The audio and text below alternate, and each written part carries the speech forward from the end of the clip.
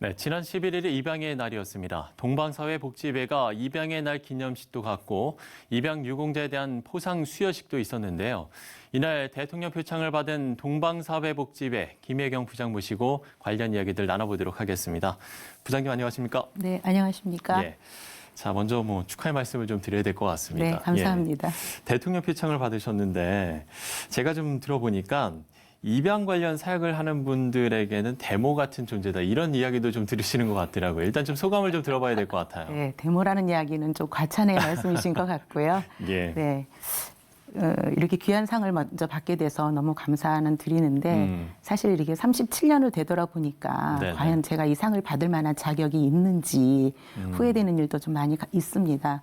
사실 37년이라는 기간은 짧은 기간은 아니지만 그렇죠. 그 기간 동안에 저희가 뭐 크고 작은 여러 가지 문제들이 있었고 때로는 그로 인해서 좌절도 되면서 이 일을 그만해야지 되는 거 아닌가라는 그런 생각도 한 적이 많이 있었습니다. 그러나 그냥 같이 옆에서 독려해 주시는 많은 분들이 계셨고 또 더더군다나 힘을 주시는 입양인들과 입양 부모가 있었기에 제가 이 37년을 지켜왔던 것 같습니다. 네, 겸손하게 아주 말씀을 잘 해주셨는데 그러면 입양 관련 사역을 어떻게 이제 시작하게 되셨는지 그 계기가 상당히 궁금해요. 어려서부터 이제 교회 생활을 제가 하기는 시작했고요. 네네. 그러는 과정에서 그냥 어려운 이웃들을 좀 도왔으면 좋겠다라는 생각을 늘 마음속에 품고 있었습니다. 그러다가 이제 대학에 진학을 하면서 그런 일을 할 수 있는 그런 학과가 무엇일까라고 이렇게 생각할 때 이제 제가 다닐 때는 사회복지학과였습니다. 그래서 예. 그 학과에 진학을 하였고 학교를 졸업하고 난 다음에 이제 제가 첫 직장이 동방사회복지회에 이제 취직을 하게 되었는데 그것에 취직을 하면서 뭐 여러 가지 사업 분야가 있었지만 제가 처음 맡게 됐던 부서가 입양사업부였습니다. 예. 그래서 거기서 이제 이렇게 입양을 시작하게 된 게 계기가 되었다고 생각을 합니다. 뭐 지원을 하신 건 아니었고요. 예, 특별히 그러니까 처음에 입사할 때 지원을 하긴 했죠. 네, 네. 그렇군요. 네. 그렇게 또 인연을 맺게 돼서 네네. 37년 동안 이어오셨는데 현재 그러면 우리나라 입양 관련 상황이 어떤지도 좀 짚어보면 좋을 것 같아요. 사실 굉장히 이제 입양이 열악한 지금 상황인 것만은 맞은데 예. 코로나 바이러스로 인해서 더더욱 지금 힘든 상황이 있는 것만은 사실입니다. 지금 진행되고 있는 입양 특례법에 의해서 지금 입양이 진행되고 있는데 과거에는 이제 민간이 모든 것들을 책임지고 가는 그런 시스템이었는데 특례법이 바뀌면서 이제 정부 주도가 조금 개입이 되는 그런 상황입니다. 그래서 이제 입양 특례법이 바뀐 게 한 7가지 정도가 지금 있는데요. 예. 가장 큰 것이 이제 친생 부모가 아동의 출생 신고를 해야지 된다라는 거 하고요. 두 번째는 아동을 낳아서 7일간의 숙려 기간을 거쳐서 입양 기간에 이제 아이가 와야지 된다라는 거. 그다음에 이제 5개월 동안에 국내 입양을 최선을 다해서 보내보고 예. 국내에서 가정을 찾을 수 없는 경우에는 아이를 이제 해외 입양을 보내도 좋다라는 게 이제 조문으로 이제 들어가 있고요. 그다음에 이제 입양 부모가 입양을 준비하시면서 8시간의 양부모 예비 교육을 받으셔야 되는 게 의무 교육화가 되었습니다. 그리고 이제 가정법원에 허가를 얻어야지만 입양이 완료된다라는 거고요. 그다음에 이제 마지막으로 이제 사후 관리가 그간에 계속적으로 이루어지긴 하였지만 1년 동안의 사후 관리 의무 기간을 둬서 1년 동안은 입양 기관에서 사후 관리를 진행해야지 된다라는 이제 이런 법 조항을 가지고 지금 입양을 하고 있는데요. 예.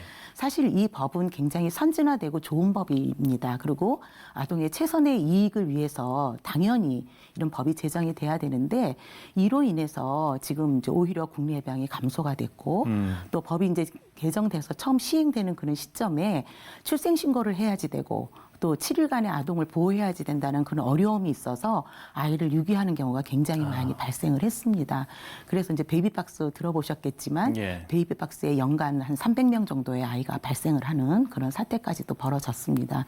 그래서 법은 좋으나 이와 연관된 정책과 그런 것들이 좀 같이 맞물려서 변화가 있어야 되고 또 우리 사회 인식이 변화되지 않는 상황에서 암만 좋은 법을 만들어도 이렇게 지금 법이 제정된 이후에 이런 어려움을 겪고 있다라고 저희는 생각을 합니다. 예.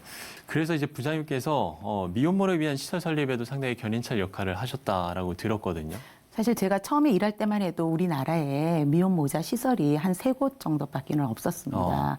근데 이제 뭐 미혼모에 대한 인식도 너무 열악하고 또 아이를 갖게 되면은 직장을 다닐 수도 없고 네. 또 다니던 학교도 그만둬야 되고 또 가정 내에서 자기가 아이를 가졌다는 이야기도 할 수가 없어서 이런 분들이 이제 보호가 필요한 그런 것들을 많이 요구를 하셨는데 사실 이게 시설이 너무 적었기 때문에 예. 갈 수 있는 것이 없었습니다. 그래서 이제 미혼모자 시설들이 기본생활 시설이라고 우리가 보통 얘기하는데 그런 시설들이 점차적으로 조금씩 이제 늘어나기 시작을 했고요. 저희 이제 동방사회복지에서도 전국에 6개의 이제 기본생활 시설이라고 해서 이제 산전에 아이를 이제 가졌을 적에 가서 보호도 받고 교육도 받고 생활하는 것을 운영을 하였죠.